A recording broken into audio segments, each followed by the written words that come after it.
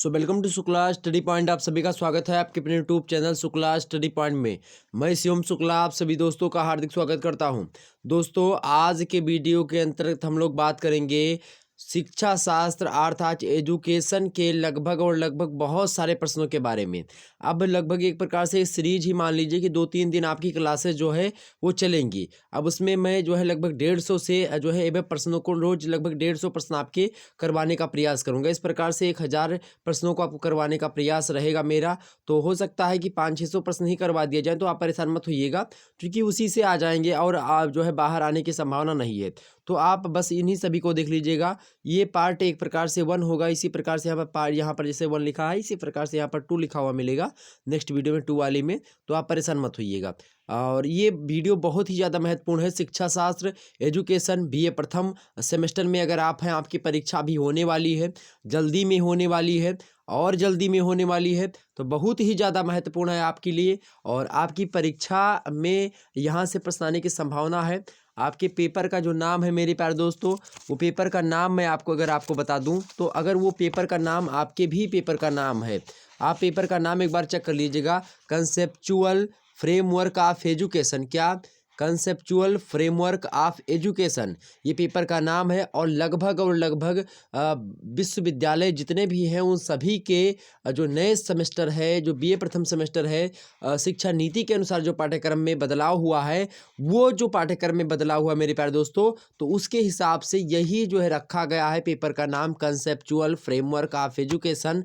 तो यह वीडियो सभी पेपर के लिए है, पेपर 1 पेपर 2 सभी वीडियो जो लोग यहीं से आने का प्रयास रहेगा। तो आप लोग जो है इसको देखने का प्रयास करेंगे। शिक्षा की वैचारिक रूपरेखा जो होगी वो मतलब पेपर का नाम है, हिंदी में पेपर का नाम है शिक्षा की वैचारिक रूपरेखा, हिंदी में अंग्रेजी में उसको कहते हैं कंसेप्चुअल फ्रेमवर्क ऑफ एजुकेशन। अब हम बात कर लेते हैं ऑब्जेक्टिव टाइप के मोस्ट इंपोर्टेंट प्रश्नों के बारे में।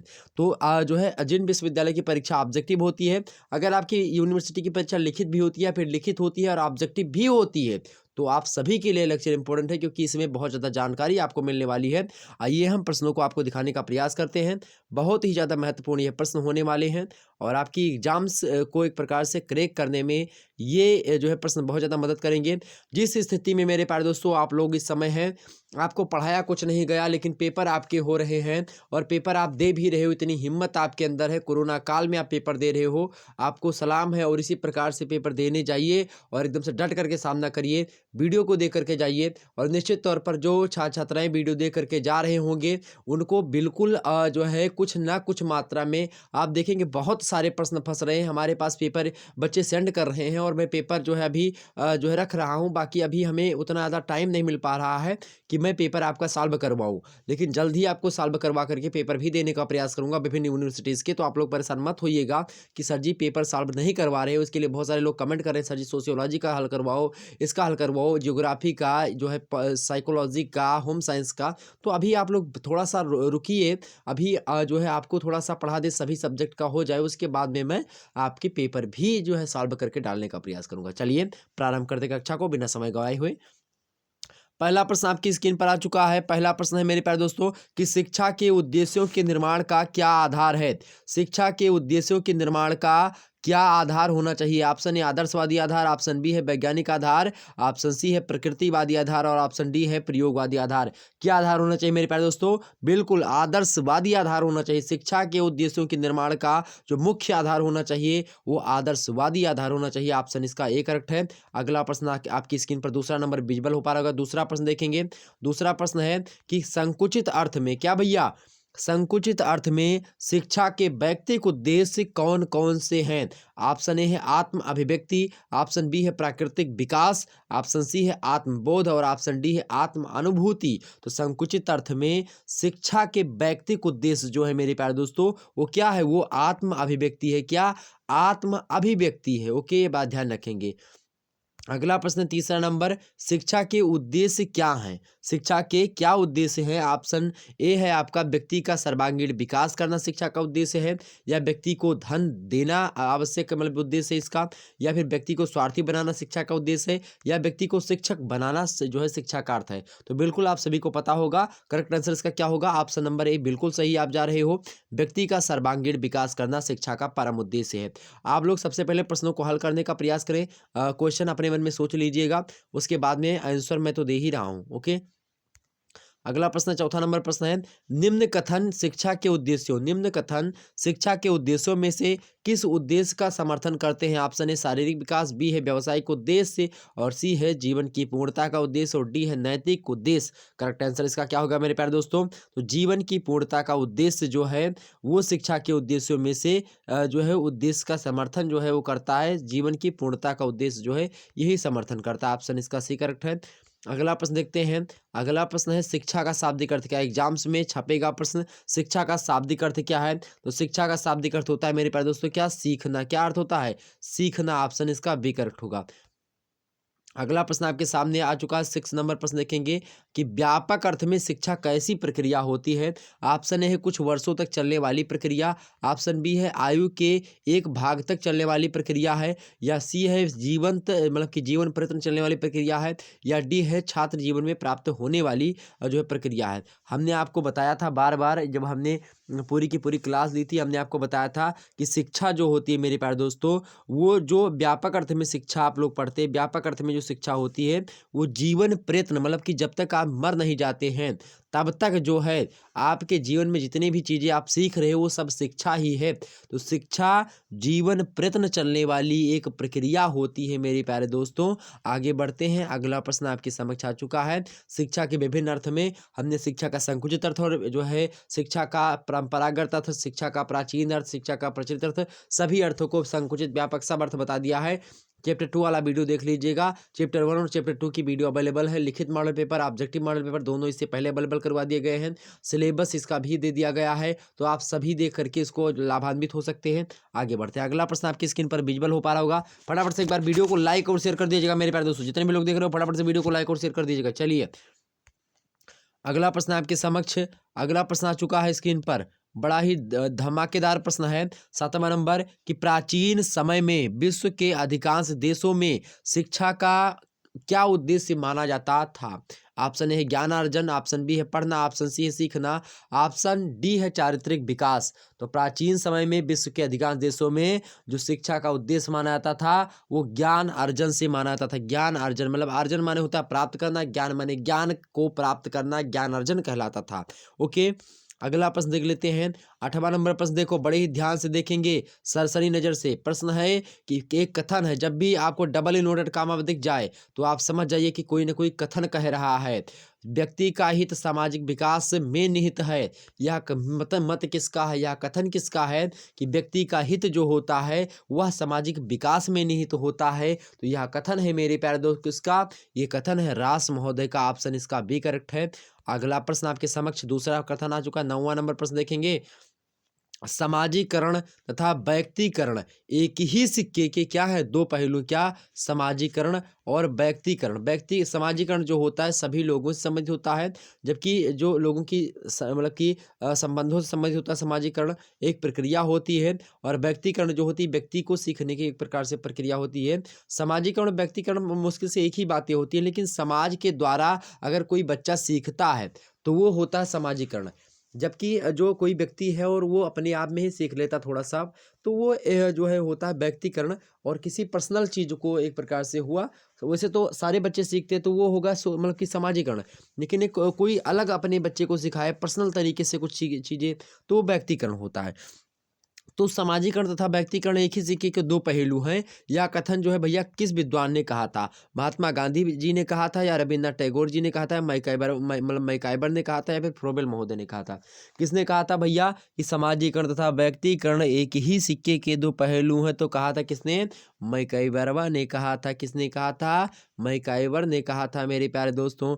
अगला प्रश्न है आपके समक्ष 10वां नंबर प्रश्न देखने का प्रयास करेंगे। 10वां नंबर प्रश्न है, डॉक्टर राधाकृष्णन के अनुसार शिक्षा का मुख्य उद्देश्य क्या है? ये सारे के सारे प्रश्न आपके आग लगा देने वाले हैं। बहुत ही अच्छा प्रश्न है। डॉक्टर राधाकृष्णन के अनुसार शिक्षा का मुख्य उद्देश्य क्या है भैया? तो इनके अनुसार जो शिक्षा का मुख्य उद्देश्य था वो आध्यात्मिक विकास, शिक्षा के द्वारा आध्यात्मिक विकास से था। किसका? राधाकृष्णन जी का उद्देश्य। 11वां नंबर प्रश्न है, शिक्षा का प्रमुख उद्देश्य क्या है? शिक्षा का प्रमुख उद्देश्य क्या है भैया? शिक्षा का प्रमुख उद्देश्य है आपका सर्वांगीण विकास। क्या ऑप्शन सी में दिया सर्वांगीण विकास, यही करेक्ट आंसर होगा आपका। ठीक, तो ये बात ध्यान रखें, चौतरफा विकास जो है वही शिक्षा का उद्देश्य होता है मूल रूप से। सर्वांगीण माने होते चौतरफा विकास, बहुमुखी। अगला प्रश्न है, चारित्रिक अर्थात करैक्टर निर्माण के लिए, तो चारित्रिक निर्माण के लिए शिक्षा के माध्यम से किन मूल्यों का सर्जन होना आवश्यक है या फिर होना चाहिए? ऑप्शन है सामाजिक मूल्यों का, बी है नैतिक मूल्यों का, सी है सामाजिक और नैतिक मूल्यों का, और डी है सांस्कृतिक मूल्यों का। करेक्ट आंसर इसका क्या होगा 12वें का? तो इसका करेक्ट आंसर होगा मेरे प्यारे दोस्तों, बिल्कुल आप सभी जा रहे हो ऑप्शन नंबर सी, सामाजिक और नैतिक दोनों मूल्यों का होना परम आवश्यक होता है। ठीक, ये बात ध्यान रखेंगे।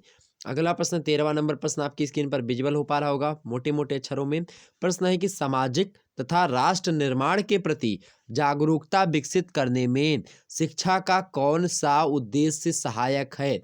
ऑप्शन है नागरिक उद्देश्य, ऑप्शन बी है सामाजिक उद्देश्य, और ऑप्शन आपका सी है व्यक्तिक उद्देश्य, और ऑप्शन डी है आध्यात्मिक उद्देश्य। इसका करेक्ट आंसर क्या होगा 13वें नंबर का? 13वें का करेक्ट आंसर क्या होगा मेरे प्यारे दोस्तों? तो उसका करेक्ट आंसर होगा आपका नागरिक उद्देश्य, ऑप्शन इसका ए करेक्ट है। ओके, तो सामाजिक तथा राष्ट्र निर्माण के प्रति जागरूकता विकसित करने में शिक्षा का उद्देश्य जो होता है वो नागरिक उद्देश्य होता है। अगला प्रश्न 14 नंबर, वर्तमान प्रजातांत्रिक व्यवस्था में शिक्षा का मुख्य उद्देश्य क्या होना चाहिए? ऑप्शन है सामाजिक मूल्यों का संवर्धन, ऑप्शन बी है प्रजातांत्रिक मूल्यों का संवर्धन, ऑप्शन सी है प्रजातांत्रिक व सामाजिक मूल्यों का संवर्धन, और ऑप्शन डी है व्यक्तिक विकास। करेक्ट आंसर इसका क्या होगा? तो वर्तमान प्रजातांत्रिक व्यवस्था में शिक्षा का जो मुख्य उद्देश्य है वो प्रजातांत्रिक व सामाजिक मूल्यों के संवर्धन से होता है। ऑप्शन इसका सी करेक्ट है। आगे बढ़ते हैं मेरे भाई, अगला प्रश्न आ गया भाई, ज्वलंत प्रश्न, ये भी अगला आ चुका है। सभी लोग मेरी भाई बहनें जितने भी जुड़ चुके, बंधु लोग जुड़ चुके हैं, सभी लोग वीडियो को शेयर करेंगे और लाइक कर दीजिएगा फटाफट से। चलिए, शिक्षा शब्द का अर्थ है भाई, शिक्षा शब्द का क्या अर्थ है? ऑप्शन है ज्ञान को प्रकाश में ला देना, या बी ऑप्शन है अंतर्निहित शक्तियों को का सर्वांगीण विकास करना, ऑप्शन सी है ज्ञान की वृद्धि करना, और ऑप्शन डी है ज्ञान को बाहर मतलब ज्ञान को बाहर से भीतर को ले जाना। करेक्ट आंसर इसका क्या होगा भाई? करेक्ट आंसर इसका क्या होगा? तो अभी आपकी जो है इसका करेक्ट आंसर क्या होगा 15वें का? तो इसका करेक्ट आंसर होगा ज्ञान को प्रकाश में ले आना, शिक्षा का ये जो है अर्थ है। तो शिक्षा शब्द का जो अर्थ है ज्ञान को प्रकाश में ले आना। ओके, ये बात ध्यान रखेंगे। तो आपकी क्लास जो होगी कल भी जो है इसी प्रकार से आपकी क्लास चलेगी। तो वो क्लास जो होगी वो भी आपकी रात के 10 बजे से ही चलने का प्रयास रहेगा, तो आप परेशान मत होइएगा। ओके, सॉरी रात के 9 बजे से। और हिंदी की क्लास जो होगी आपकी रात के 8 बजे से, आप लोगों ने अभी देखी होगी। तो इसी प्रकार से हिंदी की क्लास जो होगी अब कल भी जो है रात के 8 बजे से प्रारंभ होगी। अगला प्रश्न आपके सामने है, अगला प्रश्न है भाई, अगला प्रश्न आ चुका है आपकी स्क्रीन पर कि निःशुल्क एवं अनिवार्य शिक्षा के लिए आयु वर्ग निश्चित किया गया था, मतलब किया गया है। तो कितना वर्ग के जो है आयु के बच्चों को अनिवार्य शिक्षा जो है उपलब्ध करवाने का जो है फैसला लिया गया है राज्य सरकार, मतलब कि राज्य के द्वारा, देश के द्वारा। तो वो है 6 से 14 वर्ष के बच्चों के लिए। किसके लिए भाई? 6 से 14 वर्ष के बच्चों को गार्जियन का यह कर्तव्य होगा कि वो 6 से 14 वर्ष के बच्चों को अनिवार्य शिक्षा उपलब्ध करवाएं, और ये राज्य का भी परम कर्तव्य होता है कि 6 से 14 वर्ष के बच्चों को वो लोग निःशुल्क शिक्षा उपलब्ध करवाएं। तो ये ऑप्शन ए में ही दिया है। अगला प्रश्न 17 नंबर प्रश्न देखो भाई कि प्रत्येक गांव में ग्राम शिक्षा समिति गठित है, इस समिति का दायित्व जो होता है वो भैया क्या होता है? कि जो समितियां बनाई गई वो किसके लिए बनाई गई है, तो उसका दायित्व क्या होता है, उसका भूमिका क्या होती है, मतलब वो क्या करे, रोल उसका क्या होता है? तो ऑप्शन है गाँव को में मतलब कि गाँव में बच्चों को पढ़ाना, या विद्यालय के विकास की योजना बनाना होता है, या विद्यालय की सफाई करना है, फिर विद्यालय में शिक्षकों की नियुक्ति करना। बताएं करेक्ट आंसर इसका क्या होगा? तो जो है विद्यालय के विकास की योजना बनाना जो है ग्राम शिक्षा समिति का जो है दायित्व है। ऑप्शन इसका सी में दिया है विद्यालय के विकास की योजना बनाना। ओके, अगला प्रश्न आपके समक्ष है 18वां नंबर प्रश्न है निषेधात्मक शिक्षा का अर्थ है। निषेधात्मक शिक्षा का अर्थ क्या है भाई? तो इसका अर्थ क्या है? ऑप्शन ए है अवगुणों से रक्षा करना, बिल्कुल है। ऑप्शन बी है गाली से बचाना, मतलब बचना, बिल्कुल है निषेधात्मक शिक्षा। अगला है बालक को सत्य के मार्ग पर ले जाना, ये भी ऑप्शन डी में दिया ऊपर, सभी करेक्ट आंसर ही लगा दीजिएगा, कोई दिक्कत की बात नहीं। ओके, अगला प्रश्न है आपके समक्ष है 19 नंबर प्रश्न देखेंगे। 19 नंबर प्रश्न बड़ा ही अच्छा प्रश्न है और हमने इसको खूब चिल्ला चिल्ला करके चैप्टर 2 में बताया कि शिक्षा को द्विमुखी प्रक्रिया किस विद्वान ने कहा है। तो द्विमुखी प्रक्रिया किसने कहा भैया? द्विमुखी जो प्रक्रिया बताई है शिक्षा को, और किसने बताई है? वो जॉन एडम्स ने बताई। किसने बताई है? जॉन एडम्स ने बताई है द्विमुखी प्रक्रिया शिक्षा को। और जबकि वहीं पर किसने भैया, जबकि वहीं पर बात की जाए डीबी महोदय वो 3 बताते हैं, और जो ये बताए हैं ना, जो एडम्स महोदय बताए हैं, उनकी बात की जाए तो इन्होंने जो है 2 बताया था, जो है शिक्षक और शिक्षार्थी। जबकि जो त्रिमुखी पक्ष है वो जॉन डीबी ने बताया था, उसमें जो है शिक्षक, शिक्षार्थी और एक और शामिल हो जाता है पाठ्यक्रम। ओके, इतनी बात क्लियर हो गई। चलें आगे बढ़ते हैं और भी जो है प्रश्नों को हम देखने का प्रयास करते हैं। तो इसका सही करेक्ट आंसर क्या होगा भाई? 19 का 80 नंबर। अगला प्रश्न देख लेते हैं। 20वां नंबर प्रश्न आपके समक्ष आ चुका है। 20 नंबर प्रश्न है कि डीबी के अनुसार, जॉन डीबी के अनुसार शिक्षा का त्रिमुखी पक्ष क्या है? शिक्षा का त्रिमुखी पक्ष मानते हैं कौन? John dB. अब ये पूछ रहे हैं क्या है, तो शिक्षक, विद्यार्थी और जो है विद्यालय। क्या शिक्षक, विद्यार्थी और पाठ्यक्रम शायद होना चाहिए। पाठ्यक्रम है, विद्यालय मान लीजिए। तो ये दोनों में से कोई, जॉन डीबी ने क्या कहा भाई? शिक्षार्थी, शिक्षक और जो है पाठ्यक्रम, ये जो होना चाहिए। ये शिक्षा का एक प्रकार से 3 पक्ष जो है जॉन डीबी महोदय ने बताया है, लेकिन यहाँ पर पाठ्यक्रम नहीं दिया है, तो यहाँ पर लगाएंगे क्या? अब इसका करेक्ट आंसर इसका कहाँ पर लगाएंगे? हालांकि एक बात और जो है इनके सिद्धांत में इन्होंने बताया है, क्या बताया है, वही ऑप्शन में आपका करेक्ट होगा। तो आपका जो है क्या है भाई? इसका करेक्ट आंसर जो होगा आपका 20वें नंबर का, वो करेक्ट आंसर होगा ऑप्शन नंबर सी, सामाजिक शक्तियाँ आप बोल सकते हैं उनको। ठीक, पाठ्यक्रम को क्या बोल सकते हैं? सामाजिक शक्तियाँ। वो शिक्षक, विद्यार्थी और सामाजिक शक्तियाँ जो हैं ये त्रिमुखी पक्ष होते हैं। ओके, ये बात ध्यान रखेंगे। हालांकि वैसे यहाँ पर ऑप्शन में होना चाहिए क्या? ऑप्शन में यहाँ पर आप कर लीजिए सामाजिक शक्तियों को छोड़ करके, अगर मिल जाए तो लगा दीजिएगा। लेकिन अगर यहाँ पर वो होता, क्या बोलते हैं उसको, अभी अभी हमने आपको बताया था कि जो है सिलेबस, पाठ्यक्रम। ओके, तो सामाजिक शक्तियों के स्थान पर पाठ्यक्रम होना चाहिए। अगला प्रश्न 21 नंबर प्रश्न आपके समक्ष आ चुका है। शिक्षा मनुष्य की जन्मजात व्यक्तियों, मतलब कि शिक्षा मनुष्य की जन्मजात शक्तियों का स्वाभाविक, समरस तथा प्रगतिशील विकास है। यह कथन किसका है?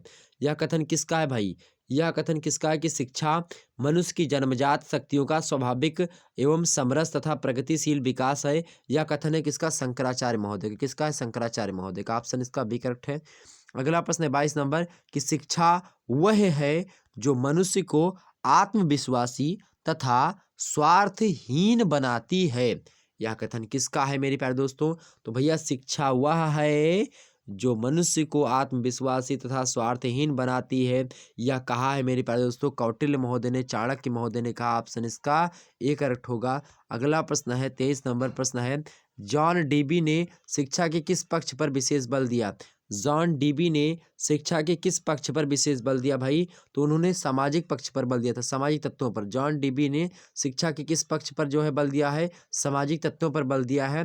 और उन्होंने वही सामाजिक शक्तियाँ जो अभी अभी जो है आपके ऑप्शन में था, वो आप मान लीजिए कि हाँ सामाजिक शक्तियाँ भी आ जाएगा, तो वो आप लगा दीजिएगा कि हाँ त्रिमुखी पक्ष है। ओके, अगला प्रश्न आपके समक्ष आ चुका है। 24 नंबर प्रश्न देखेंगे। 24 नंबर प्रश्न है कि शिक्षा के सार्वभौमिक उद्देश्य का पता लगाना असंभव है।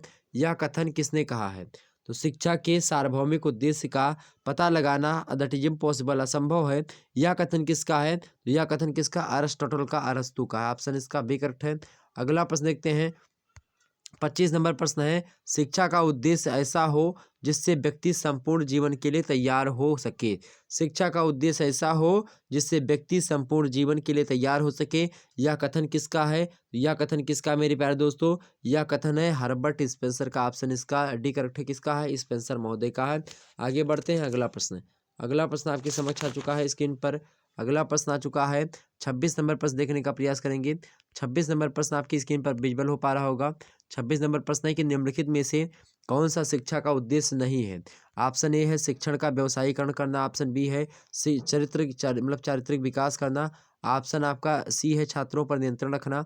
ऑप्शन डी है अंतर्निहित शक्तियों का विकास करना। करेक्ट आंसर इसका क्या होगा? करेक्ट आंसर इसका क्या होगा? तो निम्नलिखित में से कौन शिक्षा का उद्देश्य नहीं है? तो इनमें से कौन सा शिक्षा का उद्देश्य नहीं है? शिक्षा का व्यवसायीकरण करना ही यही जो है नहीं है। ऑप्शन इसका ए करेक्ट होगा। अगला प्रश्न आप 27 नंबर देखेंगे। अगला प्रश्न है कि शिक्षा के व्यक्तिक एवं सामाजिक उद्देश्य एक दूसरे के पूरक हैं, क्या आप इस कथन से सहमत हैं? तो अगर बताएं सहमत हैं कि नहीं सहमत हैं, तो आप क्या लगाएंगे इसमें? तो बिल्कुल लगाइएगा कि हाँ, हम इस कथन से सहमत हैं, क्योंकि शिक्षा के व्यक्तिक एवं सामाजिक उद्देश्य एक दूसरे के पूरक ही होते हैं। हमने शुरुआत में ही बताया सामाजिककरण और व्यक्तिकरण एक दूसरे के पूरक हैं। तो जैसे सामाजिकरण व्यक्तिकरण पूरक है, उसी प्रकार सामाजिक उद्देश्य और व्यक्तिक उद्देश्य भी पूरक होंगे एक दूसरे के। ओके, क्योंकि समाज में व्यक्ति रहता है और व्यक्तियों से समाज बनता है, ये बात भी ध्यान रखेंगे। 28 नंबर प्रश्न है आपका कि शिक्षा के व्यक्तिक उद्देश्यों का समर्थक है। शिक्षा के व्यक्तिक उद्देश्यों का समर्थक कौन है भाई? शिक्षा के व्यक्तिक उद्देश्यों के समर्थक कौन है? तो टीपी नन जी हैं। ओके, कौन है? टीपी नन है। अगला प्रश्न आपके सामने 29 नंबर प्रश्न है कि शिक्षा का उद्देश्य बालक का सामाजिक विकास करना होना चाहिए, यह विचार किसने कहा है?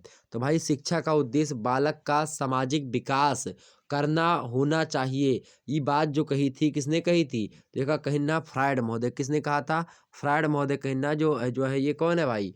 फ्रायड महोदय। ये मनोविश्लेषण शास्त्री हैं, मतलब मनोवैज्ञानिक हैं। चलिए 30 नंबर प्रश्न है आपका कि शिक्षा के स्पष्ट और सुनिश्चित उद्देश्य होने चाहिए, क्योंकि तो स्पष्ट उद्देश्य होने चाहिए, काहे होने चाहिए भाई? क्योंकि ऑप्शन ए है कि इसके उद्देश्य प्राप्ति सरल हो जाती है। ऑप्शन बी है यह एक परंपरा है। ऑप्शन सी है यह हमारे बौद्धिक स्तर का प्रदर्शन करती है। ऑप्शन डी है ऐसा सभी राष्ट्र करते हैं। अब बताओ भाई ये मन का होए सही करेक्ट आंसर? 30वां नंबर का करेक्ट आंसर क्या होगा? तो उसका बिल्कुल शिक्षा के स्पष्ट और सुनिश्चित उद्देश्य होने से हमको शिक्षा मतलब इसमें मतलब इससे क्या होता है कि उद्देश्य जो होता है वो प्राप्ति सरल हो जाती है हमको। तो ऑप्शन इसका ये होता है कि हाँ, क्या चीज़ ये होनी, इसका उद्देश्य जब हमको सरल मतलब एक प्रकार से स्पष्ट हो जाता है, सुनिश्चित हो जाता है, तो हमको उसका उद्देश्य जो है जल्दी मिल जाता है, सरलता से मिल जाता है। 31 नंबर प्रश्न देखो, अपनी आँख को निकाल करके मतलब आँखों को अपने ज्ञान चक्षुओं को खोल करके देखें कि भैया दिया है कि शिक्षा स्वास्थ्य शरीर में स्वस्थ मस्तिष्क का निर्माण करती है। अब ऐसा नहीं कि कोनो गोलू लौंडा हो और के दिमाग में जो है गोलू लौंडा कहने का मतलब है कि खूब मतलब एकदम से खा पी करके पिज्जा खा के फूला हो और उसके दिमाग का हो कि बहुत ज़्यादा ही हो जाए, तो ऐसा नहीं है। और ऐसा कहें कि जो पातर व्यक्ति है फिर दुबला पतला है उसके दिमाग का नहीं तनिको। तो इसका कहने का मतलब यहाँ पर ये है कि स्वस्थ शरीर में मतलब ऐसी शरीर जो कि स्वस्थ हो। जो मोटे हो जाते हैं वो स्वस्थ नहीं होते, ना ज़्यादा पतला व्यक्ति स्वस्थ होता है। जो मध्यम वर्गीय होता है, तोंद ओंद ना निकले मतलब ये पेट वोट ना निकला हो उसका, वही स्वस्थ होता है, ठीक ठाक हो मतलब कि देखने में वयस्क जिसको कहते हैं। तो उस स्वस्थ शरीर में स्वस्थ मस्तिष्क का मतलब का निर्माण करती है। या बात जो कही थी किसने कही थी भाई? स्वस्थ शरीर में स्वस्थ मस्तिष्क का जो है, स्वस्थ शरीर जो होती है उसमें स्वस्थ मस्तिष्क बनता है, ये बात कही है अरस्तु महोदय ने। ओके, आगे बढ़ते हैं। 32 नंबर प्रश्न देखेंगे, चरित्र निर्माण को क्या भाई? चरित्र निर्माण को शिक्षा के महत्वपूर्ण उद्देश्य के रूप में किसने प्राथमिकता प्रदान की है? चरित्र निर्माण को शिक्षा के महत्वपूर्ण उद्देश्य के रूप में किसने प्राथमिकता दी है भाई? तो किसने दी है? महात्मा गांधी जी ने दी है। किसने दी? महात्मा गांधी जी ने दी। ऑप्शन इसका डी होगा। अगला प्रश्न आपके समक्ष आ चुका 33 नंबर प्रश्न देखने का प्रयास करें सभी लोग।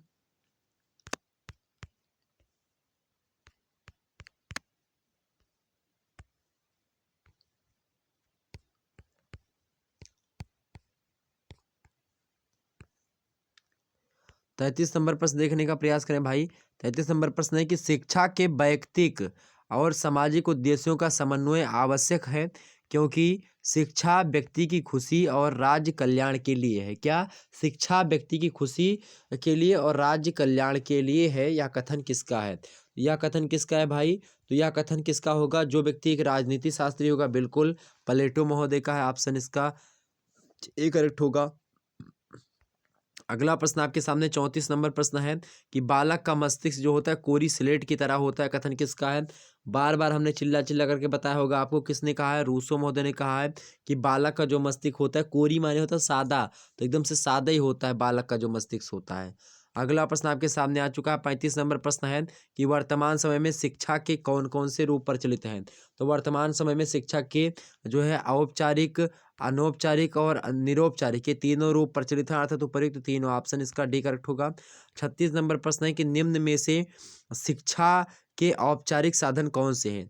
निम्न में से शिक्षा के औपचारिक साधन कौन से है भाई। तो शिक्षा का औपचारिक साधन क्या है, औपचारिक साधन क्या है शिक्षा का, परिवार जो होता है वो जो है औपचारिक साधन कौन नहीं है पूछ रहा है ना। हाँ, तो वही परिवार आपका नहीं होगा।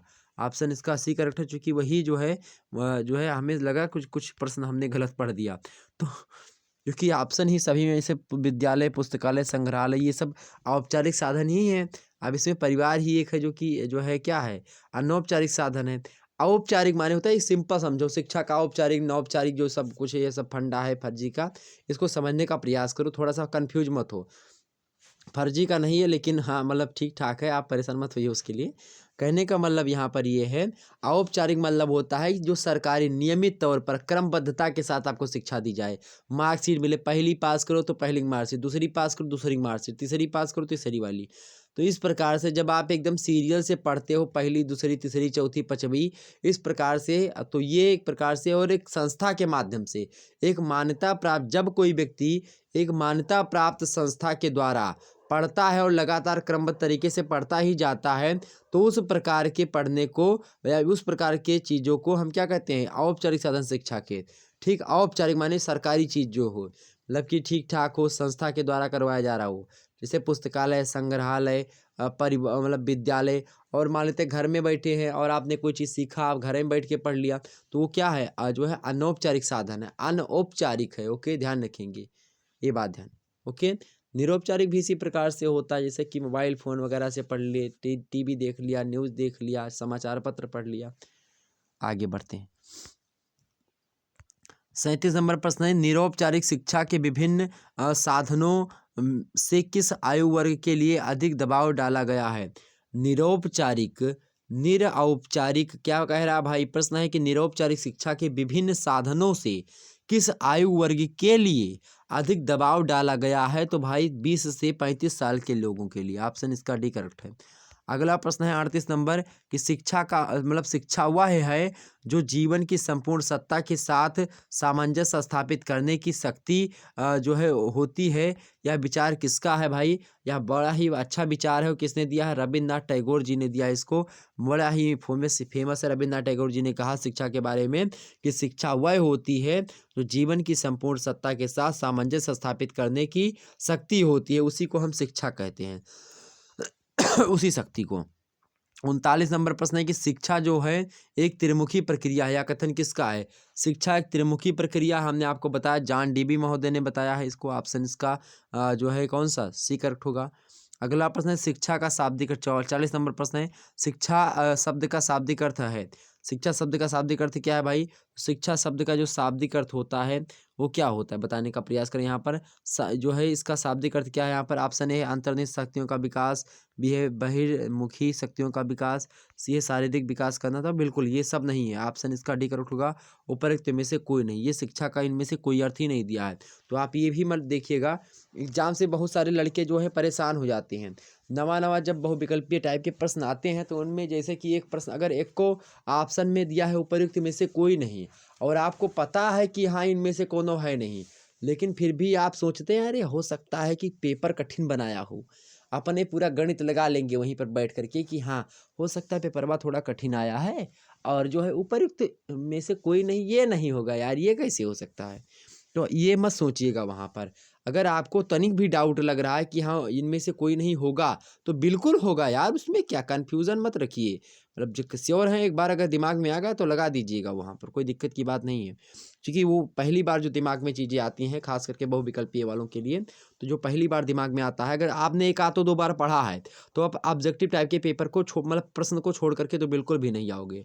और हो जाता है, वो सही भी हो जाता है, अगर आप लोगों ने सही पढ़ा, अगर पढ़ा है 2-3 बार तो हो जाएगा। इसीलिए कह रहा हूँ कि वीडियो को 3 से 4 बार अगर देख लेंगे ना, तो आपको अगर जो है कोई कुछ पढ़े या ना पढ़े, लेकिन वीडियो को 3 से 4 बार देख लेंगे, तो अगर यहाँ से जो जो भी प्रश्न पूछा जाएगा तो आप बड़े ही आसानी से कर ले जाएंगे उसको। अगला प्रश्न है जो है अगला प्रश्न आपके समक्ष है, तीसरा नंबर प्रश्न है सॉरी, अगला प्रश्न आपका शिक्षण के 3 केंद्र बिंदु हैं कौन कौन से? तो शिक्षण के 3 केंद्र बिंदु कौन से हैं भाई? तो पहला है अध्यापक, दूसरा बालक, तीसरा पाठ्यक्रम। ये 3 ही इंपॉर्टेंट है, ऑप्शन इसका ए करेक्ट है। अगला प्रश्न है आपके समक्ष, शिक्षक को मतलब कि शिक्षण को रोचक और प्रभावशाली बना देती है। शिक्षण को रोचक और प्रभावशाली क्या बनाती है? चित्रकला बनाती है, बी विज्ञान बनाती है, सी है शिक्षण में प्रयुक्त पद्धतियां बनाती हैं, या फिर लेखन की कला बनाती है। क्या करेक्ट आंसर इसको होगा इसका? तो शिक्षण में जो प्रयुक्त पद्धतियां होती हैं वो शिक्षण को रोचक और प्रभावशाली बना देती हैं, ऑप्शन इसका ए करेक्ट है। अगला प्रश्न देख लेते हैं, 43 नंबर प्रश्न है कि शिक्षा एक प्रक्रिया है जिसके द्वारा बालक अपनी जन्मजात शक्तियों को अभिव्यक्त करता है। यह कथन किसने कहा है भाई? कि शिक्षा एक प्रक्रिया है जिसके द्वारा बालक अपनी जन्मजात शक्तियों को अभिव्यक्त करता है। तो ये कथन है मेरे प्यारे दोस्तों फ्रोबेल महोदय का, ऑप्शन इसका सी करेक्ट है। फ्रोबेल महोदय ने कथन कहा था। 44 नंबर प्रश्न है, निम्न में से किसने बाल केंद्रित शिक्षा पर बल दिया? निम्न में से किसने बाल केंद्रित शिक्षा पर बल दिया भाई? तो रूसो महोदय ने दिया था बाल केंद्रित शिक्षा पर बल। ऑप्शन इसका जो है कौन सा करेक्ट होगा? ए करेक्ट होगा। अगला प्रश्न है 45 नंबर, हस्तकला शिक्षा पर किसने बल दिया? हस्तकला शिक्षा पर किसने बल दिया मेरे प्यारे दोस्तों? हस्तकला शिक्षा पर किसने बल दिया? Option A Mahatma Gandhi, B है रूसो, सी है फ्रोबेल। करेक्ट आंसर इसका क्या होगा? तो भाई हस्तकला शिक्षा पर जो बल दिया था किसने दिया था? तो किसने दिया था भाई? महात्मा गांधी जी ने दिया था। किसने दिया भाई? महात्मा गांधी जी ने दिया है। ऑप्शन इसका ए करेक्ट होगा। अगला प्रश्न देखते हैं, 46 नंबर प्रश्न है आपके समक्ष। 46 नंबर प्रश्न है कि शिक्षा विज्ञान क्यों है? निम्न में से सही उत्तर चुनिए। शिक्षा विज्ञान क्यों है? निम्न में से सही उत्तर चुनिए। ऑप्शन ए है शिक्षा के नियमों एवं सिद्धांतों को विभिन्न परिस्थितियों में ठीक से लागू किया जाता है। ऑप्शन जो है बी है सही उत्तर। तो ये पहला वाला बिल्कुल नहीं होगा। अगला है शिक्षा के अंतर्गत प्रयोग को स्थान दिया था, तो ये भी करेक्ट आंसर नहीं है। अगला है शिक्षा के सिद्धांत एवं नियम सार्वभौमिक होते हैं, ये भी नहीं। अगला शिक्षा से संबंधित विषय सामग्री का वैज्ञानिक ढंग से अध्ययन किया जाता है। और जिस भी विषय वस्तु को अगर वैज्ञानिक ढंग से आप अध्ययन करेंगे तो अगर किसी भी विषय का वैज्ञानिक ढंग से वैज्ञानिक पद्धतियों का प्रयोग करके अध्ययन किया जाता है तो ये मान करके चलिए कि वैज्ञानिक पद्धतियों पर ही डिपेंड होता है कि ये विषय विज्ञान होगा या नहीं होगा। ठीक है, तो चूंकि शिक्षा में जो है वैज्ञानिक ढंग से वैज्ञानिक जो विषय सामग्री है शिक्षा की उसको वैज्ञानिक ढंग से अध्ययन किया जाता है, इसीलिए ये जो है शिक्षा मनोविज्ञान है। ऑप्शन इसका डी करेक्ट होगा। अगला प्रश्न है 47 नंबर कि शिक्षा से मेरा तात्पर्य उस प्रक्रिया से है जो छात्र एवं मनुष्य के शरीर एवं मन को सर्वोत्कृष्ट मतलब मन का सर्वोत्कृष्ट विकास करें। यह कथन किसका है? तो बड़ा बढ़िया प्रश्न है कि शिक्षा से मेरा तात्पर्य उस प्रक्रिया से होता है जो छात्र एवं मनुष्य के शरीर एवं मन को सर्वोत्कृष्ट विकास करें। यह कथन मेरे दोस्तों महात्मा गांधी जी ने ही कहा था। ऑप्शन इसका ए करेक्ट है। अगला प्रश्न है पंचपदी जो है प्रणाली के जनक कौन है? पंचपदी प्रणाली के जनक हैं कौन है भाई? पंचपदी प्रणाली जो थी उसके जनक हैं आपके हर्बर्ट। कौन है? हर्बर्ट। ऑप्शन इसका ए करेक्ट है। अगला प्रश्न आपके समक्ष है 49 नंबर प्रश्न है, कथन है कौन सा कथन? कि शिक्षा एक ऐसी प्रक्रिया है जिसके माध्यम से बालक अपनी अंतर्निहित शक्तियों को प्रकाशित करता है। ये कथन है, ये कथन किसने कहा है? तो फ्रोबेल महोदय का ये कथन है। इन्होंने कहा कि शिक्षा एक ऐसी प्रक्रिया होती है जिसके माध्यम से बालक जो होता है अपनी जो अंदर की बातें होती हैं, अंतर्निहित जो शक्ति होती है उनको प्रकाश में लाता है, बाहर करता है। अगला प्रश्न आपके समक्ष आ चुका 50 नंबर प्रश्न देखेंगे, शैक्षिक अवसरों की समानता का तात्पर्य है क्या? शैक्षिक अवसरों की समानता का तात्पर्य क्या है? ऑप्शन है सभी के लिए समान शिक्षा, या ऑप्शन बी है सभी को एक पाठ्यक्रम के आधार पर शिक्षित करना। ऑप्शन सी है मेरे प्यारे दोस्तों कि बालक की शारीरिक मानसिक एवं नैतिक परिस्थितियों के अनुसार शिक्षा को प्रासंगिक बनाना है। ऑप्शन डी है आपका उपर्युक्त सभी। तो करेक्ट आंसर इसका क्या होगा? करेक्ट आंसर इसका क्या होगा मेरे प्यारे दोस्तों? उपर्युक्त सभी। ठीक, ऑप्शन इसका डी होगा। अगला प्रश्न है, अगला प्रश्न आपके सामने शैक्षिक नवाचारों की आवश्यकता है। शैक्षिक नवाचारों की आवश्यकता है। ऑप्शन है शिक्षा में गुणात्मक सुधार लाने के लिए। ऑप्शन बी है बढ़ती जनसंख्या की शैक्षिक आवश्यकताओं की पूर्ति के लिए। तो ये बिल्कुल भी नहीं होगा। अगला विज्ञान एवं तकनीकी प्रसार के लिए, ये भी नहीं है। तो ये अभी ये तो होगा नहीं। ऑप्शन इसका बचा ये आपका यही करेक्ट होगा। शिक्षा में गुणात्मक सुधार लाने के लिए शिक्षा शैक्षिक जो है नवाचारों की आवश्यकता है। नवाचार माने होता है नवीनता। ठीक, 52 नंबर प्रश्न देखेंगे, ईएफए का पूरा नाम क्या है? ईएफए का पूरा नाम क्या है? तो ईएफए का पूरा नाम है एजुकेशन फॉर ऑल। क्या? एजुकेशन फॉर ऑल, ये ईएफए का नाम है। ओके, ध्यान रखेंगे एजुकेशन फॉर ऑल। ऑप्शन इसका ए करेक्ट है। आगे बढ़ते हैं।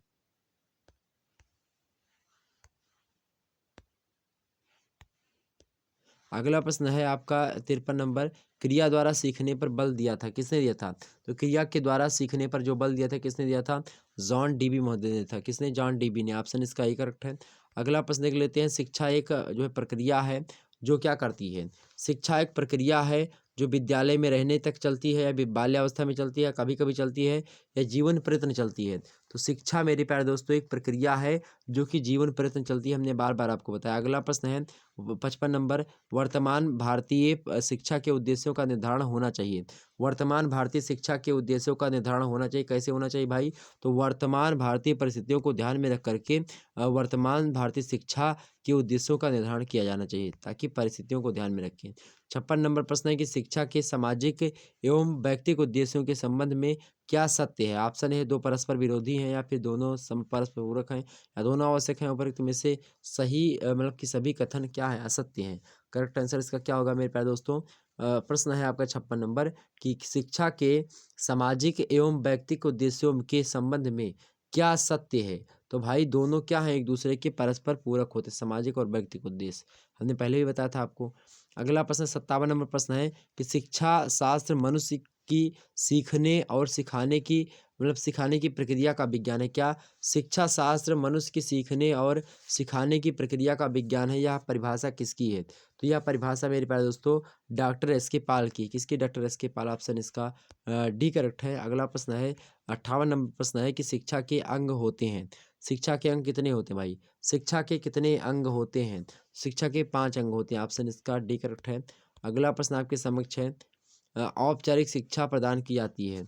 औपचारिक मतलब कि से जो है शिक्षा जो होती है कहाँ पर जो है प्राप्त करवाई जाती है, प्रदान की? तो विद्यालय में प्रदान करवाई जाती है। अगला प्रश्न आपके सामने 60 नंबर प्रश्न है कि बालक की प्रकृति, योग्यता, रुचि, अभिरुचि, व्यक्तित्व मतलब व्यक्तिगत भिन्नता को ध्यान में रख दी जाने वाली शिक्षा को क्या कहते हैं? तो भाई क्या कहते हैं उस शिक्षा को? बताने का प्रयास करें सभी लोग फटाफट से। 60 नंबर का करेक्ट आंसर क्या होगा? 60 नंबर करेक्ट आंसर क्या होगा? ऑप्शन नंबर बी, व्यक्तिगत शिक्षा कहते हैं उसको। तो बालक की प्रकृति अगर देखी जाए कि बालक का नेचर कैसा है, बालक की रुचि जो है किसमें है, और उसकी योग्यता कैसी है, और उसकी अभिरुचि क्या है, एप्टीट्यूड क्या है, एटीट्यूड क्या है, उसकी व्यक्तिगत भिन्नता, इन सभी को ध्यान में रख करके जो है अगर उस बच्चे को पढ़ाया जाता है तो उस वो इस प्रकार की दी जाने वाली शिक्षा को व्यक्तिगत शिक्षा कहा जाता है। व्यक्तिगत शिक्षा या व्यक्तिगत शिक्षा कुछ भी आप बोल सकते हैं, कोई दिक्कत की बात नहीं है। आगे बढ़ते हैं। अगला प्रश्न देखने का प्रयास करो मेरे भाई। अगला प्रश्न आपके सामने 61 नंबर प्रश्न है। 61 नंबर प्रश्न है कि हैंडरसन के अनुसार शिक्षण के 3 अंग कौन से हैं? हैंडरसन महोदय जो हैं वो शिक्षण के 3 आवश्यक अंग मानते हैं। वो कौन मानते हैं भाई? तो पहला मानते हैं प्रशिक्षण, दूसरा मानते हैं निर्देशन, सॉरी दूसरा है निर्देश, और तीसरा है प्रेरणा, मोटिवेशन। ऑप्शन इसका यही होगा। अगला है आपका जो है 62 नंबर प्रश्न है कि शिक्षा को आप किस श्रेणी में रखेंगे? शुद्ध विज्ञान की, या फिर सृजनात्मक विषय की, या विज्ञान और कला दोनों की? तो शिक्षा को हम लोग जो है अगर आपसे पूछे तो आप सीधे सीधे बताइएगा कि जो है विज्ञान भी है और कला भी है। ऑप्शन इसका सी करेक्ट है। तो आपसे कभी ऐसा प्रश्न पूछे तो आप आसानी से ही बताइएगा। अगला प्रश्न है 63 नंबर प्रश्न है, शिक्षा के अंग हैं। शिक्षा के अंग कौन है भाई? ऑप्शन है विद्यालय शिक्षा छात्र। तो भाई शिक्षा का अंग हमने आपको अभी भी आपको बताया था। शिक्षा के अंग कौन है भाई? शिक्षा के अंग है आपके शिक्षक, छात्र और पाठ्यक्रम। ये सी ऑप्शन होगा। हमने शिक्षा के 5 अंग बता दिए कहीं पर, तो हो गए 5 अंग, कोई दो और महत्वपूर्ण होते हैं, लेकिन वैसे मुख्य रूप से शिक्षा के 3 अंग ही बताए गए हैं मुख्य रूप से। तो ये बात ध्यान रखिए, मुख्यतः पूछेगा तो 3 लगाइएगा, बाकी 5 लगा दीजिएगा, कोई दिक्कत नहीं है।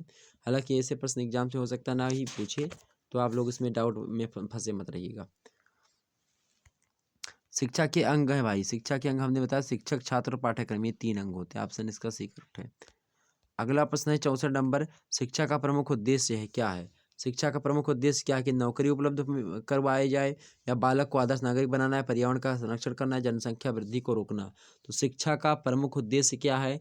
तो जनसंख्या वृद्धि को रोकना है क्या? शिक्षा का प्रमुख उद्देश्य क्या है? शिक्षा के जो है क्या भाई, शिक्षा का प्रमुख उद्देश्य क्या है? शिक्षा का प्रमुख उद्देश्य क्या है? बताने का प्रयास करें। क्या जनसंख्या वृद्धि को रोकना शिक्षा का जो है प्रमुख उद्देश्य है, या पर्यावरण का संरक्षण करना है, या नौकरी का उपलब्ध करवाना है, या बालक को आदर्श नागरिक बनाना है? तो करेक्ट आंसर इसका क्या होगा?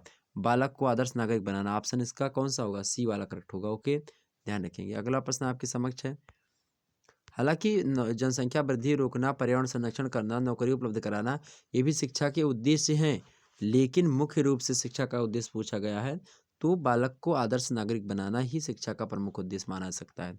65 नंबर प्रश्न है कि शिक्षा से मेरा तात्पर्य बालक एवं मनुष्य के शरीर, मस्तिष्क, आत्मा के जो है सर्वोत्तम अंश तथा संपूर्ण प्रकटीकरण से होता है। ये कथन किसका है? तो ये कथन मेरे प्यारे दोस्तों महात्मा गांधी जी ने कहा था कि शिक्षा से मेरा तात्पर्य जहाँ तक है वो बालक एवं मनुष्य के भीतर मतलब कि शरीर, मस्तिष्क, आत्मा के सर्वोत्तम अंश का संपूर्ण प्रकटीकरण से होता है। अगला प्रश्न आपके समक्ष आ चुका है। गति निर्धारक स्कूलों की स्थापना किस संस्तुति की गई? गति निर्धारक स्कूलों की स्थापना किस संस्तुति की गई? ऑप्शन है शिक्षा नीति, किस शिक्षा नीति में की गई थी भाई? तो गति निर्धारक स्कूलों की जो स्थापना की गई थी वो मतलब किस संस्तुति पर की गई थी? तो जो है शिक्षा नीति 1986 की संस्तुति पर। ऑप्शन इसका सी करेक्ट है। अगला प्रश्न आपके समक्ष आ चुका 67 नंबर। शिक्षा के प्रमुख आधार कौन से हैं? निम्नलिखित में से मतलब सही उत्तर चुनिए। शिक्षा के जो है प्रमुख आधार जो है वो क्या है भाई? शिक्षा का प्रमुख आधार जो है वो क्या है? मनोवैज्ञानिक आधार है। शिक्षा बिल्कुल मनोवैज्ञानिक आधार है। ऑप्शन इसका सी करेक्ट होगा। अगला प्रश्न है आपके समक्ष 68 नंबर प्रश्न है कि शिक्षा का सही स्वरूप क्या है? शिक्षा का सही स्वरूप क्या है? निम्नलिखित में से सही उत्तर चुनिए। शिक्षा का सही स्वरूप क्या है मेरे प्यारे दोस्तों? शिक्षा का सही स्वरूप क्या है? ज्ञान एवं अनुभव में वृद्धि के रूप में। ज्ञान एवं अनुभव में वृद्धि के रूप में जो है शिक्षा का सही रूप है। ऑप्शन इसका सी करेक्ट होगा। अगला प्रश्न आपके समक्ष है 69 नंबर। शिक्षा के कार्य हैं क्या? शिक्षा के कार्य हैं। ऑप्शन जो 69 नंबर प्रश्न है कि शिक्षा के कार्य हैं। शिक्षा के क्या कार्य होते हैं भाई? शिक्षा का कार्य है व्यक्ति एवं राष्ट्रीय मतलब कि शिक्षा के कार्य क्या हैं? ऑप्शन है राज्य राष्ट्र स्तर पर या व्यक्तिगत स्तर या राष्ट्रीय स्तर पर या व्यक्ति एवं राष्ट्रीय स्तर पर। तो व्यक्ति एवं सामाजिक या फिर जो है व्यक्ति या जो है राष्ट्रीय स्तर, दोनों आप बोल सकते हैं। तो व्यक्ति एवं राष्ट्रीय स्तर पर शिक्षा के कार्य होते हैं। 70 नंबर प्रश्न शिक्षा के कार्य हैं क्या? शिक्षा के कार्य हैं। शिक्षा के कार्य हैं भाई। शिक्षा के कार्य हैं। 70 नंबर प्रश्न है शिक्षा का कार्य है। तो शिक्षा का कार्य कौन सा है भाई? ऑप्शन ए है राजनीतिक पाठ पढ़ाना, ऑप्शन बी है सामाजिक पाठ पढ़ाना, सी है व्यक्तित्व का विकास करना या डी है उपयुक्त में से कोई नहीं। तो व्यक्तित्व का विकास करना शिक्षा का कार्य है। अगला प्रश्न 71 नंबर। शिक्षा का कार्य नहीं है। शिक्षा का कार्य कौन सा नहीं है इनमें से? ऑप्शन जो है आपका ए दिया है नेतृत्व हेतु प्रशिक्षण, ऑप्शन बी तो नेतृत्व हेतु प्रशिक्षण जो है ये होता है शिक्षा का कार्य। अगला प्रश्न है दूसरा आपका है मनुष्य को मानव बनाना, ये भी होता है। व्यक्तित्व का विकास करना ये भी शिक्षा का जो है कार्य होता है। जबकि राजनीतिक पाठ पढ़ाना ये शिक्षा का कार्य नहीं होता। ऑप्शन इसका डी करेक्ट होगा। मास्टर पढ़ाता है राजनीतिक पाठ। अगला प्रश्न आपके सामने 72 नंबर प्रश्न है मेरे प्यारे दोस्तों, एक बार वीडियो को लाइक और शेयर कर दीजिएगा। चलिए 72 नंबर प्रश्न है कि शिक्षा का मुख्य कार्य क्या है? शिक्षा का मुख्य कार्य क्या है भाई? तो मनुष्य को मानव बनाना है शिक्षा का मुख्य कार्य हो सकता है। ऑप्शन इसका भी, चूंकि मनुष्य जो होता है जन्मजाते पशु भी समान, जन्म से हर व्यक्ति क्या होता है? पशु के समान होता है। अगला प्रश्न 73 नंबर प्रश्न देखने का प्रयास करें। 73 नंबर प्रश्न that is most important question. बहुत बढ़िया प्रश्न आ चुका है मेरे प्यारे दोस्तों आपके समक्ष। बालक के लिए शिक्षा क्या है भाई? प्रश्न है कि बालक के लिए शिक्षा का कार्य है। बालक के लिए शिक्षा का कार्य क्या है भाई? सर्वांगीण विकास करना बालक का। ऑप्शन इसका सी करेक्ट होगा। अगला प्रश्न है आपका कि शिक्षा का कार्य है चरित्र निर्माण, व्यक्तित्व विकास या अच्छा खिलाड़ी बनाना, नौकरी दिलाना। शिक्षा का कार्य यहाँ पर क्या है आपका? व्यक्तित्व विकास करना। ऑप्शन इसका भी करेक्ट है। अगला प्रश्न है 75 नंबर प्रश्न है कि शिक्षा का प्रमुख कार्य नैतिक शिक्षा प्रदान करना है। या कथन किसका है? ये कथन है आपका गांधी जी का ही है। Option B correct answer. अगला है 76 नंबर। एक धर्मनिरपेक्ष राज्य में क्या विशेषता होती है? एक धर्मनिरपेक्ष राज्य में क्या विशेषता होती है भाई? ए ऑप्शन ए है सभी धर्मों की शिक्षा, बी है अनैतिक आचरण, सी है किसी धर्म की शिक्षा नहीं, ऑप्शन डी है नैतिक ज्ञान। तो भाई एक धर्मनिरपेक्ष राज्य में किसी मतलब कि सब धर्मों की शिक्षा दी जाती है और कहीं ना कहीं पे किसी धर्म की शिक्षा नहीं दी जाती है। ये बात भी ध्यान रखेंगे यहाँ पर, मतलब कि किसी पर्टिकुलर मतलब कि सभी धर्मों को समान जो है व्यवस्था मिली है, सभी धर्म आपस में लगाएं। तो यहाँ पर क्या लगाएंगे? एक धर्मनिरपेक्ष राज्य में क्या विशेषता होती है कि सभी धर्मों की शिक्षा जो है वहाँ पर अवेलेबल होती है। ऑप्शन इसका ए करेक्ट है। लेकिन राज्य का कोई अपना धर्म नहीं होगा, लोग वहाँ पर धर्म की शिक्षा ले दे सकते हैं, लेकिन राज्य के द्वारा जो शिक्षण संस्थान है वो धार्मिक शिक्षा नहीं करवाएंगे। ये बात नियम से तय है। ओके, आगे बढ़ते हैं मेरे भाई। अगला प्रश्न आपके समक्ष आ चुका है। अगला प्रश्न देखेंगे 77 नंबर प्रश्न, 77 नंबर प्रश्न है, अनियमित शिक्षा का मुख्य साधन क्या है? अनियमित शिक्षा का मुख्य साधन क्या है भाई? तो रेडियो जो होता है अनियमित शिक्षा का मुख्य साधन होता है। क्या? अनियमित शिक्षा का मुख्य साधन रेडियो आपका हो गया। अगला प्रश्न है आपके समक्ष 78 नंबर प्रश्न है, विद्या विहीन नरः पशु समानः, यह मत शिक्षा के क्षेत्र में किसने दिया? विद्या विहीन नरः पशु समाना, मतलब विद्या से हीन जो व्यक्ति होता है, जिसके पास विद्या नहीं होती है, जिस नर के पास, वो पशु के समान होता है। बिना पढ़ा नर पशु कहावे। तो ये कथन जो है किसका है भैया? मतलब कबीर ने कहा है, या स्वामी विवेकानंद जी ने कहा है, गांधी जी ने कहा है, भर्तृहरि जी ने कहा है? यह कथन जो है मेरे प्यारे दोस्तों किसने कहा है? भर्तृहरि जी ने कहा है यह कथन कि विद्या विहीन नरा पशु समान। ओके। और उनकी एक पुस्तक है जो है भर्तृहरि जी की, उसी पुस्तक में बताया है। तो वो अगला प्रश्न आपका वही आ चुका है, जो है उस प्रश्न को देखेंगे। भर्तृहरि ने शिक्षा के महत्व को दर्शाते हुए विद्या विहीन नरा पशु समाना किस पुस्तक में लिखा है? तो भाई किस पुस्तक में लिखा है? उनकी एक पुस्तक है नीति शतकम, उसी नीति शतकम में जो है बताने का प्रयास इन्होंने किया है। 80 नंबर प्रश्न देखेंगे। 80 नंबर प्रश्न आपका अगला है कि जीवन निर्माण मनुष्य निर्माण एवं चरित्र निर्माण के द्वारा ही होता है।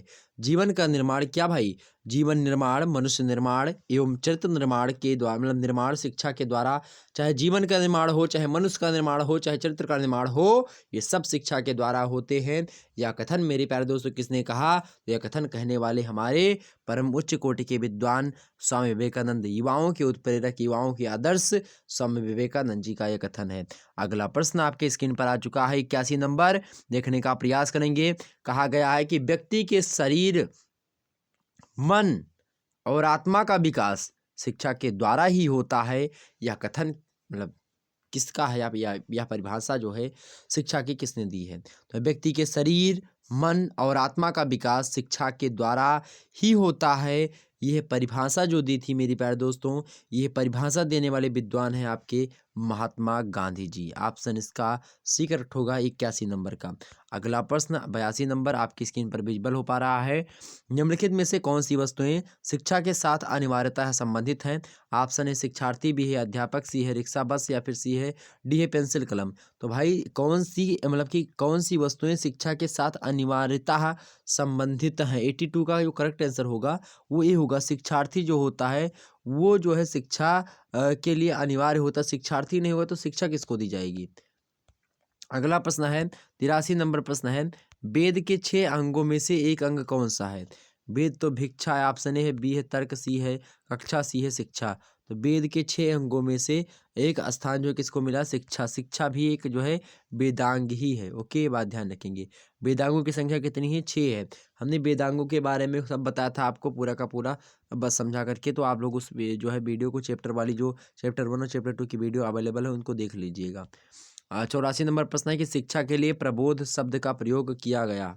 शिक्षा के लिए प्रबोध शब्द का प्रयोग किसने किया? तो शिक्षा के लिए प्रबोध शब्द का जो प्रयोग किया था वो कालिदास जी ने किया था। किसने? कालिदास जी ने। अगला प्रश्न है 85 नंबर, जन्म से लेकर मृत्यु तक व्यक्ति को प्रभावित करने वाले तत्व शिक्षा के व्यापक स्वरूप के अंतर्गत आ जाते हैं। यह कथन किसका है? क्या?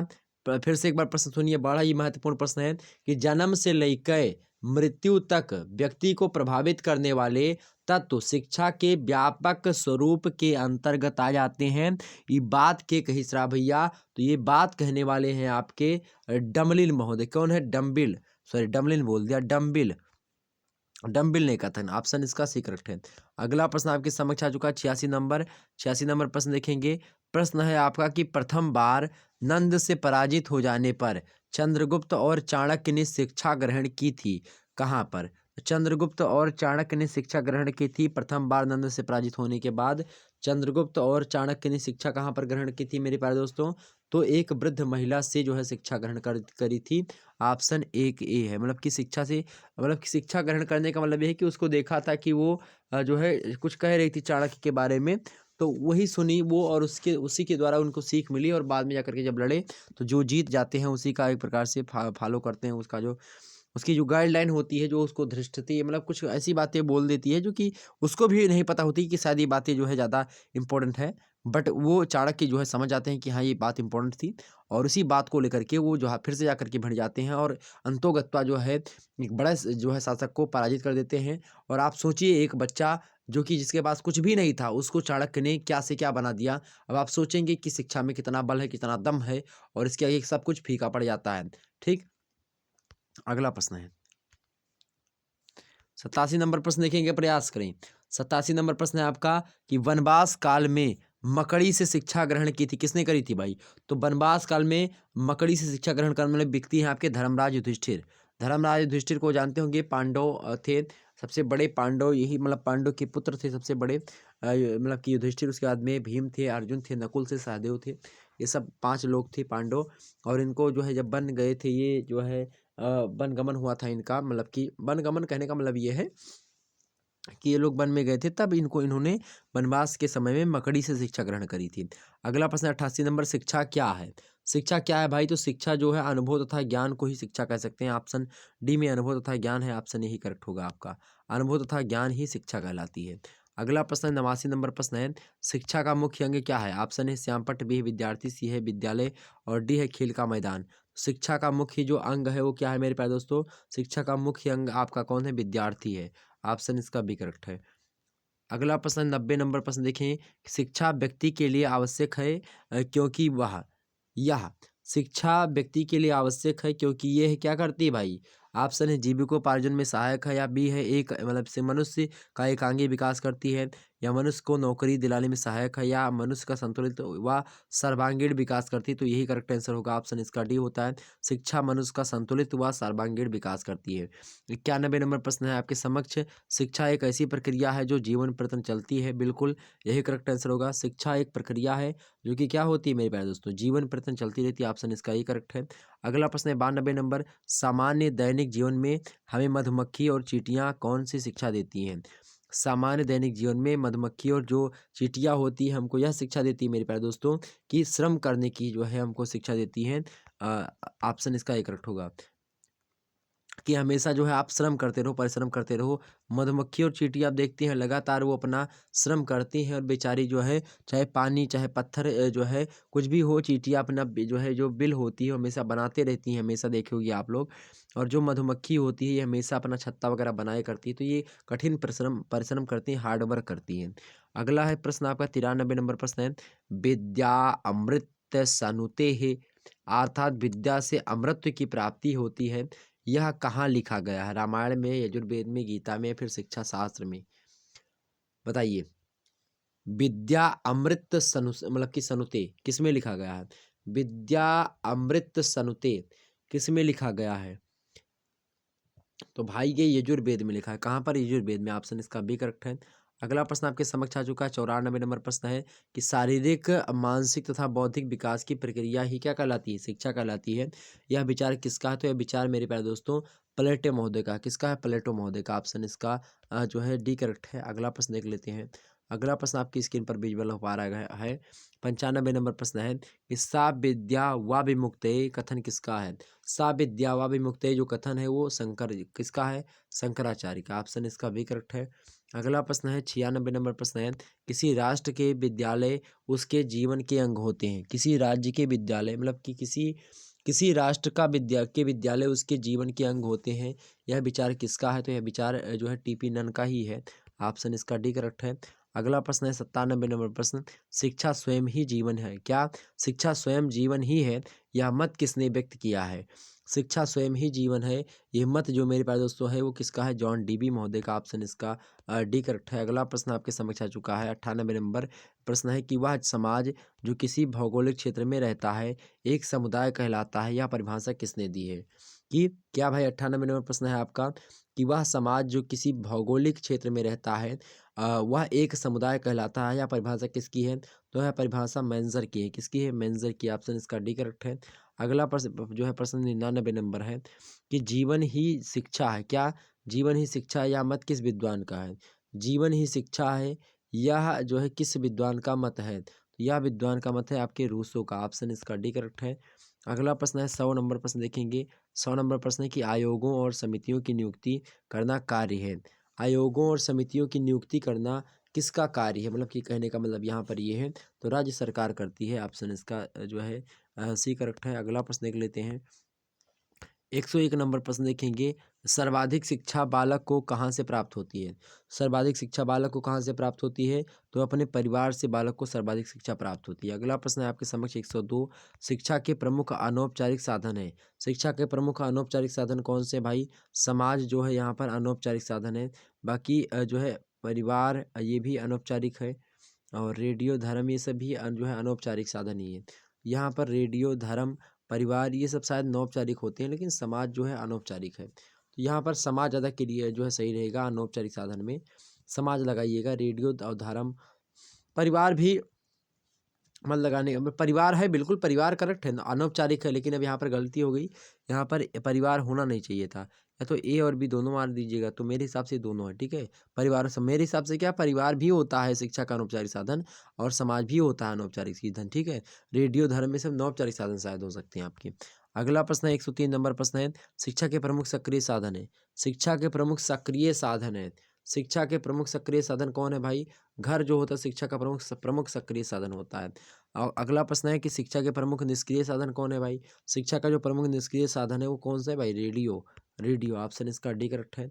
अगला प्रश्न आपके समक्ष है 105 नंबर कि सक्रिय साधन वे होते हैं जिनमें, सक्रिय साधन क्या होते हैं भाई? सक्रिय साधन वे होते हैं जिनमें क्या होता है? शिक्षक अपने व्यक्तित्व से शिक्षार्थी को प्रभावित करता है, या फिर शिक्षार्थी अपने व्यक्तित्व से शिक्षक को प्रभावित करता है, या शिक्षक एवं शिक्षार्थी में से कोई संबंध नहीं रहता है। तो शिक्षक अपने व्यक्तित्व से शिक्षार्थी को प्रभावित करता है, ये सक्रिय साधन होते हैं। ओके, आगे बढ़ते थोड़ा सा। अगला प्रश्न 106 नंबर प्रश्न आपके समक्ष आ चुका है। आधुनिकीकरण का अर्थ है। आधुनिकीकरण का क्या अर्थ है भाई? आधुनिकीकरण का मतलब होता है कि परंपरागत समाज का आधुनिकता की ओर उन्मुख होना ही जो है क्या कहलाता है? आधुनिकीकरण कहलाता है। ओके, अगला प्रश्न आपके समक्ष है 107 नंबर प्रश्न है। समुदाय शिक्षा किस प्रकार का साधन है? क्या समुदाय शिक्षा किस प्रकार का साधन है? समुदाय शिक्षा जो है अनौपचारिक साधन है। क्या है? अनौपचारिक शिक्षा के साधन है। ऑप्शन इसका सी करेक्ट है। अगला प्रश्न है आपके समक्ष। अगला प्रश्न है मेरे प्यारे दोस्तों, फटाफट से एक बार वीडियो को लाइक और शेयर कर दीजिएगा। अगला प्रश्न 108 है। बालक की शिक्षा का प्रारंभ कहाँ से होता है? बालक की शिक्षा का प्रारंभ जो होता है वो कहाँ से होता है मेरे प्यारे दोस्तों? तो उसके गृह से ही होता है, घर से ही होता है बालक की शिक्षा का। अगला प्रश्न देखिएगा। अगला प्रश्न 109 नंबर प्रश्न आपका समक्ष आ चुका है कि भारत का सर्वप्रथम दूरस्थ अर्थात मुक्त विश्वविद्यालय कहाँ पर स्थित है? तो भारत का सर्वप्रथम दूरस्थ विश्वविद्यालय अर्थात मुक्त विश्वविद्यालय जो है वो हैदराबाद में खोला गया। ऑप्शन इसका बी करेक्ट है। अगला प्रश्न आपके समक्ष आ चुका है। अगला प्रश्न आ चुका है 101 10 नंबर प्रश्न है। ऑपरेशन ब्लैक बोर्ड, क्या आप ऑपरेशन ब्लैक बोर्ड में किस स्तर की शिक्षा के साथ मतलब कि के साधन जो है उपलब्ध कराने की बात कही गई है? तो ऑपरेशन ब्लैक बोर्ड में मेरे प्यारे दोस्तों, ऑपरेशन ब्लैक बोर्ड में किस प्रकार के जो है साधन उपलब्ध करवाने की बात कही गई है? तो प्राथमिक शिक्षा के ब्लैक बोर्ड में जो है प्राथमिक शिक्षा के साधन जो है उपलब्ध करवाने की बात कही गई। किसकी? प्राथमिक शिक्षा की। ऑप्शन इसका बी करेक्ट होगा शायद, बिल्कुल शायद क्या बोले, बी करेक्ट है। अगला प्रश्न है 111 नंबर प्रश्न देखिएगा। फटाफट से एक बार वीडियो को लाइक और शेयर कर दीजिएगा। अगला प्रश्न है सामान्य शिक्षा के उद्देश्य मतलब कि समान शिक्षा देने का उद्देश्य क्या है? सामान्य शिक्षा देने का क्या उद्देश्य है भाई? समान शिक्षा देने का उद्देश्य जो है आपका क्या है? तो जीवन के विभिन्न कार्यों हेतु तैयार करना जो है यही होता है। ऑप्शन इसका भी करेक्ट है। अगला प्रश्न आपके समक्ष आ चुका है 112 नंबर प्रश्न है। 112 नंबर प्रश्न है कि बालक की प्रथम शिक्षिका कहलाती है। बालक की प्रथम शिक्षिका कौन कहलाती है? तो प्राथमिक विद्यालय की जो शिक्षक सॉरी बालक की प्रथम शिक्षिका कौन कहलाती है? बालक की प्रथम शिक्षिका कौन कहलाती है?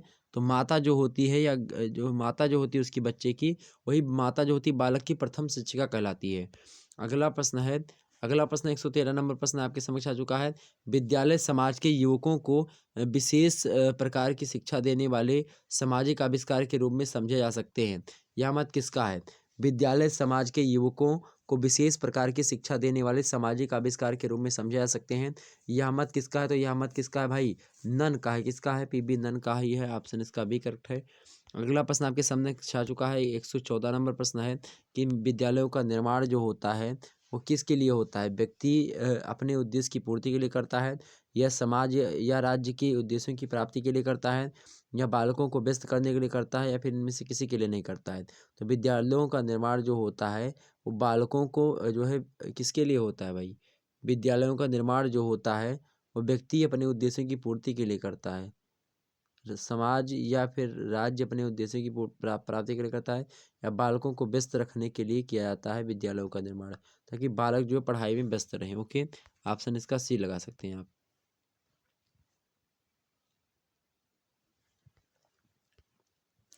अगला प्रश्न आपके समक्ष आ चुका है। 115 नंबर प्रश्न है कि विद्यालय ही शिक्षा का प्रमुख साधन क्यों है? विद्यालय शिक्षा का प्रमुख साधन क्यों है? क्योंकि विद्यालय प्रशिक्षित व दक्ष व्यक्तियों द्वारा शिक्षा देता है। क्या? प्रशिक्षित एवं दक्ष, अर्थात जो अपने अपने क्षेत्र में प्रशिक्षित हैं व्यक्ति, वो जो है एक प्रकार से शिक्षा देते हैं। इसीलिए विद्यालय ही शिक्षा का प्रमुख साधन है। क्योंकि यहाँ पर क्या होते हैं, जो प्रशिक्षित लोग होते हैं वो आकर के शिक्षा देते हैं, इसीलिए जो है विद्यालय शिक्षा का प्रमुख साधन है। ओके, 116 नंबर प्रश्न देखेंगे। 116 नंबर प्रश्न आपके समक्ष आ चुका है। 116 नंबर प्रश्न है कि विद्यालय वास्तव में क्या है भाई? विद्यालय वास्तव में क्या है? तो विद्यालय वास्तव में एक संस्था होती है। ओके, ऑप्शन सी में दिया है। अगला प्रश्न आपके समक्ष 117 नंबर प्रश्न है कि जिस व्यक्ति ने गहराई में जाकर धर्म और संप्रदाय का सही सही मूल्यांकन किया है, वह व्यवहारिक जीवन में मान्यताओं का सही आकलन कर सकता है।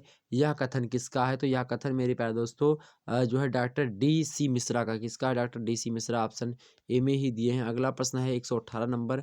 118 नंबर प्रश्न है कि मशीनों का उपयोग, क्या मशीनों का उपयोग करो यहाँ पर यह ध्यान रखो कि कभी मनुष्य बेकार तो नहीं हो रहा है। मैं यंत्रों का विरोधी नहीं हूँ, मैं तो उसके पागलपन का भी विरोधी हूँ। यह वक्तव्य किसने दिया था? तो यह वक्तव्य किसका है भाई? ये वक्तव्य गांधी जी ने दिया था। गांधी जी ने कहा था कि मशीनों का उपयोग ना करो, मतलब सॉरी, मशीनों का उपयोग करो, पर यह ध्यान रखो कि कहीं मनुष्य बेकार तो नहीं, मतलब मनुष्य तो बेकार नहीं हो रहा है इसमें मशीनों के कारण से। मैं यंत्रों का विरोधी नहीं हूँ, मैं तो उसके पागलपन का विरोधी हूँ। यह वक्तव्य जो है महात्मा गांधी जी का बड़ा फेमस जो है। अगला प्रश्न आपके समक्ष आ चुका है। 119 नंबर प्रश्न है कि मानव के सामाजिक व्यवहार हैं। क्या? मानव के सामाजिक व्यवहार हैं। मानव के सामाजिक व्यवहार हैं, बताने का प्रयास करें। मानव के सामाजिक व्यवहार हैं सहानुभूति, प्रेम, सहयोग, या जो है उपयुक्त सभी। तो जो है मानव के जो सामाजिक व्यवहार हैं वो सहानुभूति भी है, प्रेम भी है, सहयोग भी है, ये सब होते हैं। ऑप्शन इसका डी करेक्ट होगा, सॉरी ये वाला डी करेक्ट होगा। मानव का आध्यात्मिक नियम क्या है? मानव का आध्यात्मिक नियम क्या है? तो इसमें भी आपका सत्य, सेवा, आस्थे सब होते हैं। ऑप्शन इसका डी होगा। अगला प्रश्न आपके समक्ष है 121 नंबर प्रश्न देखेंगे।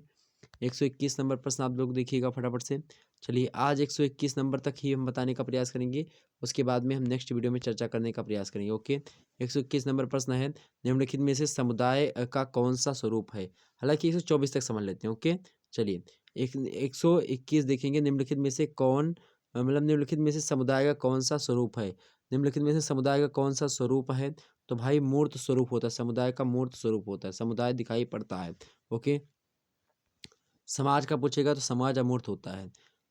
अगला प्रश्न है निम्नलिखित में से कौन सी विशेषता समुदाय में पाई जाती है? निम्नलिखित में से कौन सी विशेषता समुदाय में पाई जाती है? भाई समुदाय में मूर्तता होती। क्या होती? समुदाय में मूर्तता होती है। ऑप्शन इसका सी करेक्ट होगा।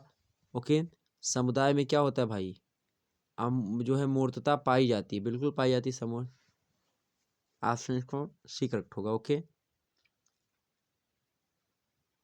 क्योंकि समुदाय मूर्त होता है। अगला प्रश्न है 123 नंबर। अनौपचारिक शिक्षा की विशेषता क्या है? अनौपचारिक शिक्षा की विशेषता क्या भाई? तो शिक्षण जो है शिक्षण काल जो होता है वो क्या हो? अनिश्चित काल तक, मतलब अनिश्चित हो शिक्षण काल जो है, उसका समय वगैरह ना फिक्स हो, तो वो अनौपचारिक शिक्षा होती है। ऑप्शन इसका आपका वी करेक्ट होगा है, शिक्षण काल अनिश्चित। 124 नंबर प्रश्न है कि निम्नलिखित विचारों में कौन सा कथन जो है असत्य है? ऑप्शन ए स्कूल शिक्षा का एक महत्वपूर्ण जो है अनौपचारिक साधन है। ऑप्शन बी स्कूल ज्ञान खोलने की दुकान है। तो कौन सा असत्य पूछ रहा है? अगला है आपका कथन की स्कूल बालक के विकास हेतु ज्ञान देने का प्रयत्न है। ऑप्शन डी है स्कूल का समुदाय से मतलब स्कूल का समुदाय से घनिष्ठ संबंध है। तो इसका करेक्ट आंसर क्या होगा? निम्न विचारों में से चारों में से आपको गलत छांटना है। तो गलत कौन सा होगा आपका? दूसरे वाला गलत हो सकता है आपका। स्कूल जो है ज्ञान बेचने की दुकान जो है वो नहीं होती है। ऑप्शन इसका बी वाला करेक्ट होगा। तो यही करेक्ट हो गया आपका। एक 25 नंबर प्रश्न वो देख लीजिएगा। चलिए 25वां नंबर प्रश्न आपके समक्ष है कि समुदाय को स्कूल के निकट किन उपायों के द्वारा लाया जा सकता है? तो इसको समुदाय को स्कूल के निकट किन उपायों के द्वारा लाया जा सकता है? तो स्कूल के समुदाय की समस्याओं का समाधान करना जो है चाहिए और वही करके लाया जा सकता है। ओके, ऑप्शन इसका ये करेक्ट है। अगला प्रश्न चलिए,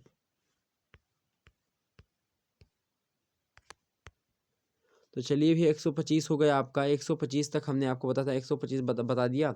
और अब कल हम और ज़्यादा प्रश्नों को देखेंगे। हालांकि आज थोड़ा सा तबीयत मेरी सही नहीं है, इसलिए जो है आप यहीं तक जो है देखें। और बहुत सारे लोग कह रहे थे कि सर जी बताने का प्रयास करें। तो 125 तक हो गया है। अब बाकी जो क्लास होगी वो कल की वीडियो में आपको मिलने का प्रयास करेगा 125 के आगे। ओके, तो इस प्रकार से 125 के आगे और भी हम समझेंगे। तो कल 150 लगभग प्रश्न आपको बताने का प्रयास और उससे भी ज़्यादा प्रश्न देने का प्रयास करूँगा। तो आप इसी तरीके से लगातार जो है आप रात के 9 बजे से आपको एक क्लास मिलेगी। ओके, तो फिर मिलते हैं नेक्स्ट वीडियो में। तब तक के लिए जय हिंद, जय भारत। आप सभी को बहुत बहुत धन्यवाद हमारे साथ जुड़ने के लिए। इसी प्रकार से अपना प्यार दुलार बना रखिए। बहुत बहुत धन्यवाद।